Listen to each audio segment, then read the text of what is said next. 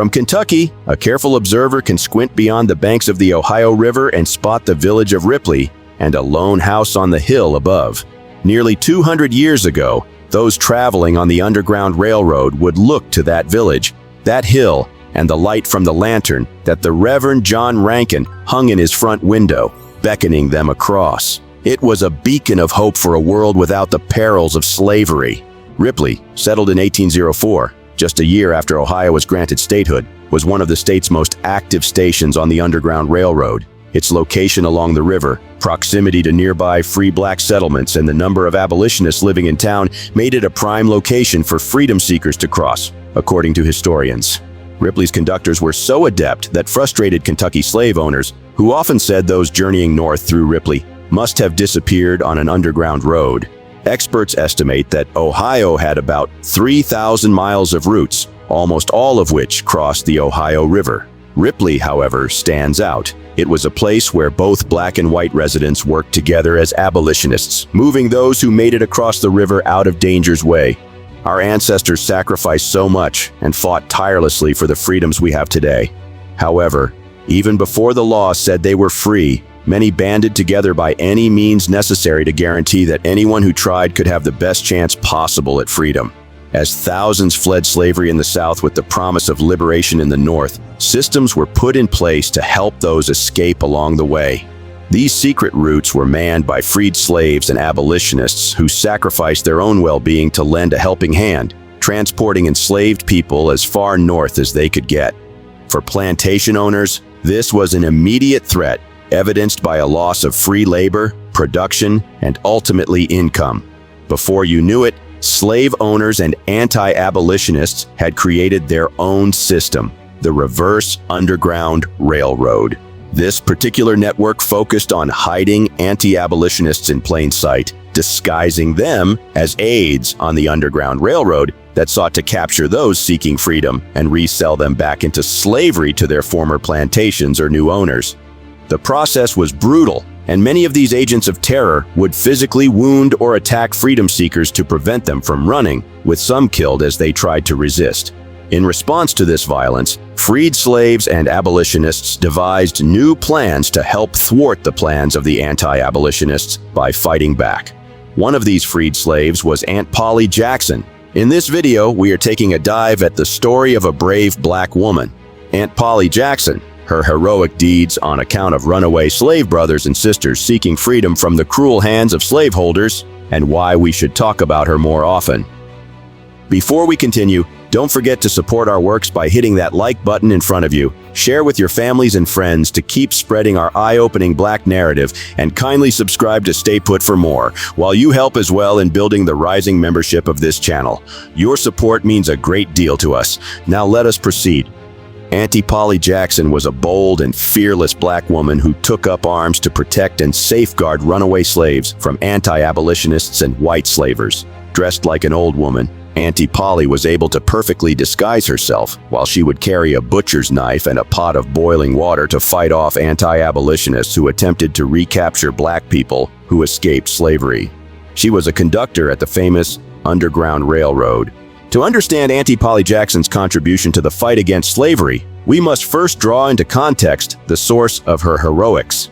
As slavery faced opposition in America from the 18th to the early 19th century, the protests and outbursts of slave rebellions were not helping enslaved Africans in America gain their freedom.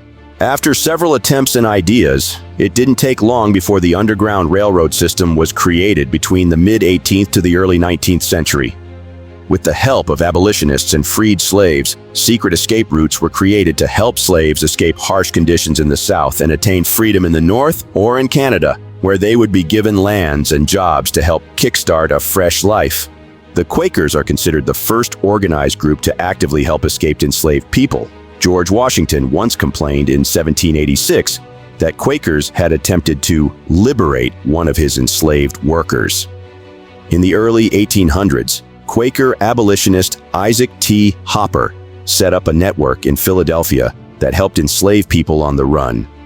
At the same time, Quakers in North Carolina established abolitionist groups that laid the groundwork for routes and shelters for escapees.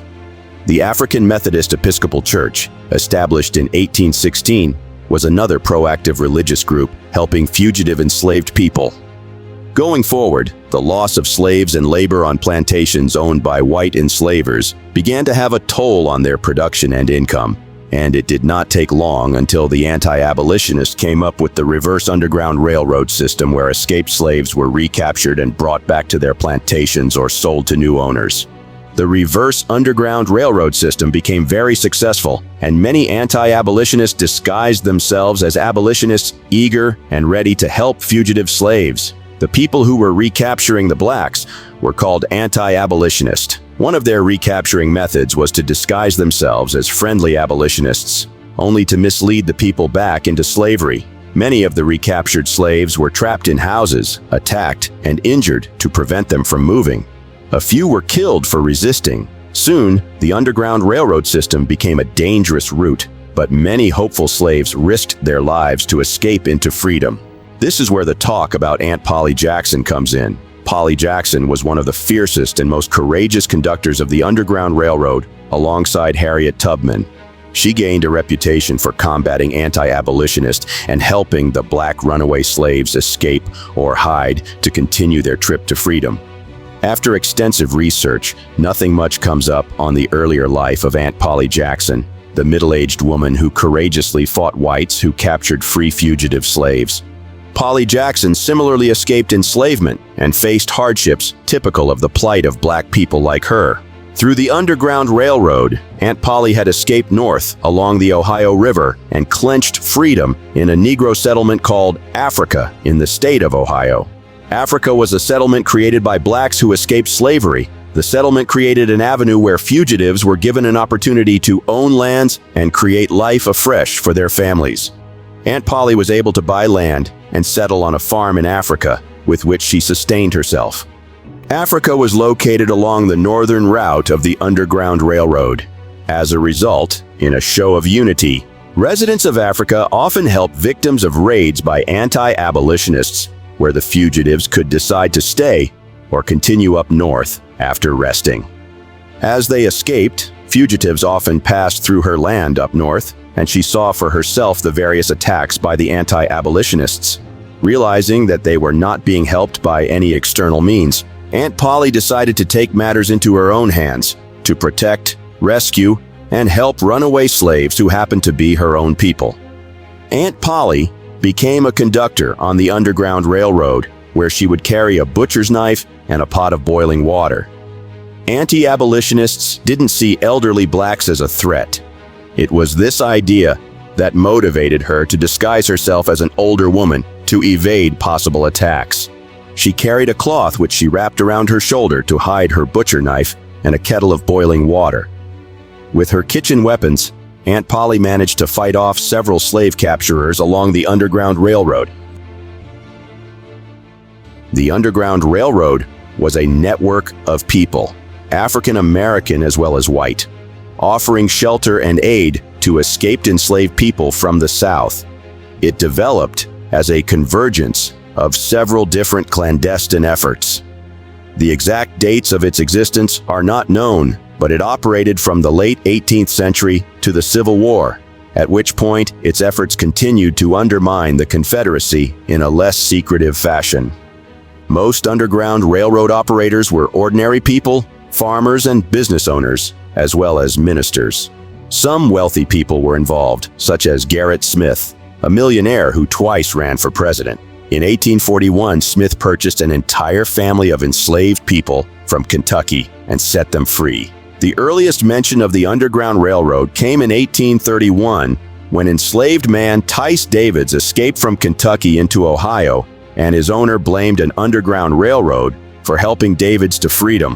In 1839, a Washington newspaper reported an escaped enslaved man named Jim had revealed, under torture, his plan to go north following an Underground Railroad to Boston. Vigilance committees, created to protect escaped enslaved people from bounty hunters in New York in 1835 and Philadelphia in 1838, soon expanded their activities to guide enslaved people on the run. By the 1840s, the term Underground Railroad was part of the American vernacular. Most of the enslaved people, helped by the Underground Railroad, escaped border states such as Kentucky, Virginia, and Maryland. The total number of runaways who used the Underground Railroad to escape to freedom is not known, but some estimates exceed 100,000 freed slaves during the antebellum period. In the Deep South, the Fugitive Slave Act of 1793 made capturing escaped enslaved people a lucrative business, and there were fewer hiding places for them. Fugitive enslaved people were typically on their own until they got to certain points farther north. People known as conductors guided the fugitive enslaved people. Hiding places included private homes, churches, and schoolhouses. These were called stations, safe houses, and depots. The people operating them were called station masters. There were many well-used routes stretching west through Ohio to Indiana and Iowa. Others headed north through Pennsylvania and into New England or through Detroit on their way to Canada. The reason many escapees headed for Canada was in relation to the Fugitive Slave Acts. The first Fugitive Slave Act, passed in 1793, allowed local governments to apprehend and extradite escaped enslaved people from within the borders of free states back to their point of origin and to punish anyone helping the fugitives. Some northern states tried to combat this with personal liberty laws, which were struck down by the Supreme Court in 1842. The Fugitive Slave Act of 1850 was designed to strengthen the previous law, which was felt by southern states to be inadequately enforced. This update created harsher penalties and set up a system of commissioners that promoted favoritism toward owners of enslaved people and led to some formerly enslaved people being recaptured. For an escaped person, the northern states were still considered a risk. Meanwhile, Canada offered black people the freedom to live where they wanted, sit on juries, run for public office, and more, and efforts at extradition had largely failed. Some Underground Railroad operators based themselves in Canada and worked to help the arriving fugitives settle in. However, armed and transformed, Aunt Polly would help many black people to freedom and fight off anti-abolitionists who tried to recapture black people from escaping slavery. Polly Jackson was so successful at fighting off anti-abolitionists that she gained a laudable reputation in Africa. This also came with threats, as she was now placed under the radar of the anti-abolitionists. Polly reinvented her techniques by attacking her foes at night. She used her butcher's knife to stab and cut the anti-abolitionists in their numbers, also throwing the pot of boiling water at the men. After dealing with the anti-abolitionists, she hosted the fugitives in her house and helped them with direction if they chose to continue their journey. Her method of pouring boiling hot water on a number of anti-abolitionists caused her to be popularly known. Aunt Polly became famous for her bravery and strength. It was rumored that she became a different being while on the hunt for the anti-abolitionists. She was fierce and fearless as a beast with neither thought nor caution for danger. She was indeed a woman stronger than a man. Her legend became widespread to the extent that several similar attacks on white enslavers along the Underground Railway route began to happen. Attacks started to get more deadly, resulting in the death of many white slave hunters. But the tricks of Auntie Polly Jackson helped suppress the reverse railroad system. She, along with others fighting for the freedom of enslaved blacks, helped to deter and eventually eliminate the anti-abolitionist system. Although little was known about Aunt Polly Jackson's birth and death, it cannot stop us from recognizing her contribution to making sure that her people were free and led decent lives. That brings us to the end of this poignant video. Did you get to learn a thing or two? Don't forget to reach out to us in the comment section. Share your thoughts with us. We are always delighted to pick from them. Also, support our works by hitting that like button in front of you. Share with your families and friends to keep spreading our eye-opening Black narrative, and kindly subscribe to stay put for more, while you help in building the rising membership of this channel. Thank you for watching.